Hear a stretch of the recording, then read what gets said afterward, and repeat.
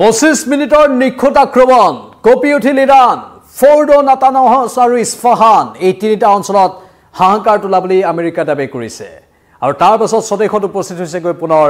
আমেৰিকাৰ এই B2 যুদ্ধ বিমান নমস্কাৰ স্বাগতম নিউজ 18 অসম নৰ্থ ইষ্টৰ এয়া হৈছে পোনপটীয়া সম্প্ৰচাৰ ষ্টুডিঅ'ত মই প্ৰাঞ্জল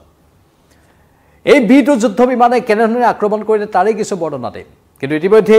আমেৰিকাৰ ৰাষ্ট্ৰপতি ডোনাল্ড ট্ৰাম্প নিজৰ বৈমানিকৰ প্ৰশংসাত পঞ্চমুখ হৈ পৰিছে তেওঁ কৈছে ওয়েলকাম হোম বয়জ যেতিয়া B2 যুদ্ধ বিমান পুনৰ স্বদেশত উপস্থিত হ'লগৈ আমেৰিকা যুক্তৰাষ্ট্ৰ তাৰ পাছতেই সামাজিক মাধ্যমত এটা পোষ্ট দি ডোনাল্ড ট্ৰাম্প বা আমেৰিকাৰ প্ৰশাসনে কৈছে ওয়েলকাম হোম বয়জ এই B2 যুদ্ধ বিমান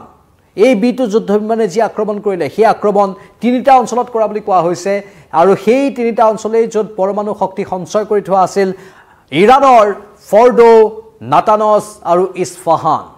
এই তিনিটা অঞ্চলত বিস্তৰ ক্ষয়ক্ষতি কৰা বুলি আমেৰিকাই দাবী কৰিছে আৰু কৈছে ইয়াৰ পাছতো যদি ইৰাণ ক্ষান্ত নহয় তেনেহলে আমি ইয়াতকৈ ভয়াবহ আক্ৰমণ কৰিম অৱশ্যে ইৰাণে নাকচ কৰিছে যে ইমান এটা ক্ষয়ক্ষতি হোৱা নাই আমেৰিকা যদিও আমাৰ ওপৰত আক্ৰমণ কৰিছে ইমান এটা ক্ষয়ক্ষতি হোৱা নাই বুলিহে ইৰাণে দাবী কৰিছে আৰু নিজৰ স্থিতিত এতিয়াও অলৰ অচৰ হৈ আছে স্বাভাৱিকতে ইৰাণ এখন শক্তিশালী দেশ কোনো কাৰণতে তেওঁলোকে হাৰ নামানে যিজন শাসক তেওঁ যথেষ্ট শক্তিশালী কিন্তু সমান্তৰালভাৱে এতিয়া ইজৰাইলৰ আক্ৰমণ আৰু আমেৰিকাৰ আক্ৰমণ এই দুয়োখন দেশৰ আক্ৰমণে আগন্তুক দিনত ভয়াবহ তৃতীয় বিশ্বযুদ্ধৰ সূচনা কৰাৰ অৱকাশ আছে নেকি তেনেধৰণৰ প্ৰশ্নও উদয় হৈছে আৰু সেইটো হোৱাটোৱে স্বাভাৱিক কাৰণ পৰিস্থিতি ঠিক তেনেধৰণেই গৈ আছে কিন্তু আমি আপোনালোকক কম এই B2 যুদ্ধ বিমানে আক্ৰমণ কেনেধৰণে কৰিলে এই B2 যুদ্ধ বিমানৰ গোটেইখিনি কথা আৰু এই B2 যুদ্ধ বিমান অতি ভয়ংকৰ বুলি কোৱা হৈছে সেই যুদ্ধ বিমানখন পুনৰ আমেৰিকাত গৈ উপস্থিত হৈছে কিন্তু এই 25 মিনিটত নিৰ্দিষ্ট 25 মিনিটতেই কেনেধৰণে নিখুঁত আক্ৰমণটো কৰিলে তাৰে বিৱৰণী আমি আপোনালোকক এই পোনপটীয়া সম্প্ৰচাৰৰ জৰিয়তে দিব বিচাৰিছোঁ আমাৰ হাতত সেই সম্পূৰ্ণ প্ৰতিবেদনটো আছে এই B2 যুদ্ধ বিমানৰ আমি কৈ দিব বিচাৰিছোঁ মিছৌৰীৰ হোৱাইটমেন বায়ুসেনাৰ ঘাটিত অৱতৰণ কৰা মাত্ৰকে B2 যুদ্ধ বিমানক স্বাগতম ৱাশ্বিংটনে জনালে আৰু B2 যুদ্ধ বিমানে আমেৰিকাৰ ভূমি স্পৰ্শ কৰাৰ দৃশ্য ইতিমধ্যে ছ'চিয়েল মিডিয়াতো তেওঁলোকে আপলোড কৰিছে শ্বেয়াৰ কৰিছে আৰু হোৱাইট হাউছে অভিনন্দন জনাইছে বৈমানিকক আৰু দেওবাৰে প্ৰতিনিশা ফৰ্ডো নাতানছ আৰু ইছফাহান পাৰমাণৱিক ঘাটিৰ আক্ৰমণক অসাধাৰণ আৰু নজিৰবিহীন আখ্যা দিছে আমেৰিকা যুক্তৰাষ্ট্ৰখনৰ ৰাষ্ট্ৰপতি ডোনাল্ড ট্ৰাম্পে অপাৰেশ্যন মিডনাইট হেমাৰত ভাগ লৈছিল 7খন B2 ষ্টেলথ বোমাৰু বিমানে ইয়া ষ্টেলথ বোমাৰু বিমান হয় 7খন B2 ষ্টেলথ বোমাৰু বিমানে অংশ লৈছিল আৰু সহযোগী হিচাপে আছিল আন 125খন যুদ্ধ বিমান মানে কেৱল যে B2 যুদ্ধ বিমানেই গৈ আক্ৰমণ কৰিলে তেনে নহয় সহযোগী হিচাপে কিন্তু 125খন যুদ্ধ বিমানো আছিল কাৰণ কিবা কাৰণত যদি এই B2 যুদ্ধ বিমানখনক প্ৰতি আক্ৰমণ কৰে ইৰাণে তেনেহলে সেই সহযোগী যুদ্ধ বিমানে কভাৰ দিলেহেঁতেন আমি আৰ্মিৰ ভাষাত বা সেনাবাহিনীৰ ভাষাত কভাৰ বুলি কওঁ সেই কভাৰ দিলেহেঁতেন এই যুদ্ধ বিমানখনক তাৰ বাবে 125খন সহযোগী যুদ্ধ বিমান ৰখা হৈছিল মন কৰিব 125খন সহযোগী যুদ্ধ বিমান এই 7খন B2 ষ্টেলথ বোমাৰু বিমানৰ সৈতে আছিল প্ৰায় 13,608 কিলোগ্ৰাম ওজনৰ একোটা বোমা কঢ়িয়াই ইৰাণৰ তিনিটা পাৰমাণৱিক ঘাটিত সঠিক আঘাত কৰিলে এই B2 যুদ্ধ বিমানে 13,608 কিলোগ্ৰাম ওজনৰ একোটা বোমা কঢ়িয়াই নিছিল এই B2 যুদ্ধ বিমান একোখনে আৰু সঠিক আঘাত কৰা বুলি আমেৰিকা দাবী কৰিছে যে যি পাৰমাণৱিক ঘাটি আছে সেই পাৰমাণৱিক ঘাটি ফৰ্ডো নাতানছ বা ইছফাহান এই তিনিটা পাৰমাণৱিক ঘাটিৰ সঠিক স্থানত আঘাত কৰা বুলি দাবী কৰা হৈছে অপাৰেশ্যন মিডনাইট হেমাৰৰ আৰম্ভণি 21 জুনৰ পুৱা হৈছিল শনিবাৰে পুৱা 9:53 আমেৰিকাৰ হোৱাইটমেন বিমান ঘাটিৰ পৰা যাত্ৰা আৰম্ভণি কৰিছিল এই 7খন B2 যুদ্ধ বিমানে সেই দিনাই পুৱা 11:11 ইৰাণৰ এণ্ডাৰছন বিমান ঘাটিৰ দিশে আগবাঢ়িল এই বিমানকেইখন ইৰাণৰ এণ্ডাৰছন বিমান ঘাটিৰ দিশে আগবাঢ়িল বিমানকেইখন 21 জুনৰ বিয়লি 5:22 প্ৰশান্ত মহাসাগৰৰ আমেৰিকান কলনী গুৱামৰ দিশে দিশ সলনি কৰিলে এই B2 যুদ্ধ বিমানে 7খন B2 যুদ্ধ বিমানৰ 6খনে দিশ সলনি কৰিছিল 6খন B2 যুদ্ধ বিমানে ইৰাণৰ যি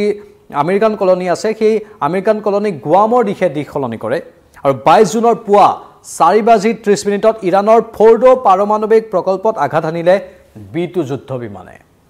এয়া 22 জুনৰ পুৱা 4:30 কথা ইৰাণৰ ফৰ্ডো পাৰমাণৱিক প্ৰকল্পত প্ৰথমটো আঘাত আনে B2 যুদ্ধ বিমানে আৰু খন্তেক পাছতেই B2 যুদ্ধ বিমানে টাৰ্গেট কৰিলে ইৰাণৰ আন দুটা পাৰমাণৱিক প্ৰকল্পত আনকি এখন যি B2 যুদ্ধ বিমান আছিল তেওঁলোকে আন দুটা পাৰমাণৱিক প্ৰকল্প অৰ্থাৎ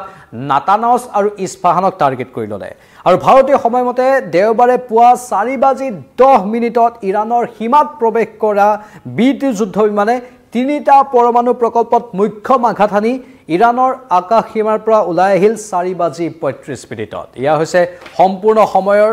তালিকা সেই সময়ৰ তালিকাখন আমি আপোনালোকক জনাই আছো আৰু কিছুপৰ পাছতে পুৱা 5:20 ইৰাণৰ পাৰমাণৱিক প্ৰকল্পত আক্ৰমণ কৰাৰ কথা ঘোষণা কৰিলে আমেৰিকাৰ ৰাষ্ট্ৰপতি ডোনাল্ড ট্ৰাম্পে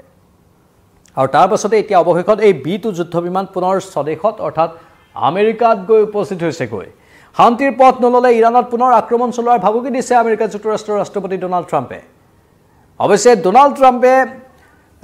বাৰে বাৰে এটা কথাই কৈ আছে যে তেওঁ কেৱল যুদ্ধ অন্ত পেলাবহে বিচাৰে কিন্তু যদি যুদ্ধ অন্ত পেলাব বিচাৰে এই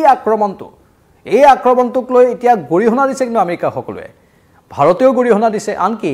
যি পাকিস্তানে ডোনাল্ড ট্ৰাম্পক শান্তিৰ নোবেল বঁটা দিয়াৰ বাবে দাবী কৰিছে সেই পাকিস্তানেও গৰিহণা দিছে ৰাছিয়াটো গৰিহণা দিছে চীনে গৰিহণা দিছে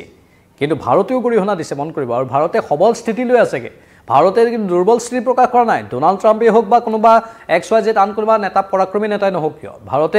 ভাৰতবৰ্ষৰ প্ৰধানমন্ত্ৰীয়ে সবল স্থিতি এই ক্ষেত্ৰত লৈ আছে আৰু ভাৰতবৰ্ষয়ো এই ইৰাণক আক্ৰমণৰ ঘটনাক গৰিহণা দিছে আমেৰিকাৰ আক্ৰমণত বিশেষ কোনো ক্ষতি হোৱা নাই বুলি বিপৰীতে দাবী কৰিছে ইৰাণৰ নেতা আয়াতুল্লাহ আলী খামেনিয়ে আৰু নিজৰ স্থিতিত এতিয়াও অটল হৈ আছে আয়াতুল্লাহ আলী খামেনি মানে ই ইংগিত বহন কৰিছে নেকি যে হসাকৈ তৃতীয় বিশ্বযুদ্ধ হ'ব পাৰে এনেধৰণে যদি সকলো নেতাই নিজৰ স্থিতিত অটল হৈ থাকে অলপ যদি লৰচৰ নহয় হেয়া লাগিলে ডোনাল্ড ট্ৰাম্পে হোক বা খামেনিয়ে হোক প্ৰতিগৰাকী নেতাই যদি অলপ যদি এৰা ধৰা নীতিৰে নচলে তেনেহলে যুদ্ধ অতি ভয়ংকৰ যুদ্ধ এক প্ৰকাৰ নিশ্চিত ভাৰতে চাওক পেহেলগাম আক্ৰমণৰ পাছত শত্ৰু পাকিস্তানক যি পাকিস্তানে সন্ত্ৰাসবাদীক পৃষ্ঠপোষকতা কৰি থাকে সেই পেহেলগামৰ আক্ৰমণৰ পাছত সন্ত্ৰাসবাদীৰ ঘাটি উৎখাত কৰিলে আৰু আক্ৰমণ কৰি দিব পাৰিলেহেঁতেন কিন্তু ভাৰতে এটা সময়ত ৰৈ দিলে কিয় ৰৈ দিলে কাৰণ এৰা ধৰা কৰিবই লাগিব যুদ্ধ আগুৱাই গৈ থাকিলে সাধাৰণ নাগৰিকৰ অসুবিধা হ'ব সাধাৰণ নাগৰিক বিপদত পৰিব অৰ্থনৈতিক খেলিমেলি হ'ব বা আন কেতবোৰ বহু অসুবিধা হৈ পৰিব পাৰে ভাৰতে নিজেই জ্ঞানী দেশ হোৱাৰ বাবে ৰৈ দিলে পাকিস্তান অজ্ঞানী দেশ কাৰণে বাৰে বাৰে যুদ্ধ লাগি থাকিব বিচাৰে যুদ্ধবাজ পাকিস্তান আৰু নিজৰে ক্ষতি কৰি আছে কিন্তু সেই কামটো এই এতিয়া ৰাছিয়া ইউক্ৰেইন অথবা